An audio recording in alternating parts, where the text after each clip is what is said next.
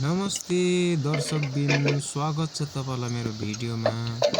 हेर्नु सक्नुहुन्छ म आज चाहिँ बाँस लिनु गएको थिएँ। बाँस चाहिँ सधैँ माथिबाट ल्याउँथेँ, तर आज चाहिँ बाँस सबै तल झरेर खोलामै पुग्नु पर्यो।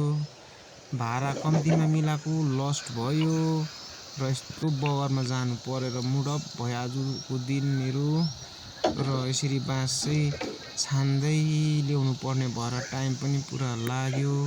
यो बाँस चाहिँ मलाई चाहिँ 11 फुटे चाहिएको। यो बाँस चाहिँ सबै 15 फुटे काटेको रहेछ र त्यसले गर्दाखेरि पुरा टाइम पनि लाग्यो। आजको दिन चाहिँ मेरो यत्तिकै बित्यो।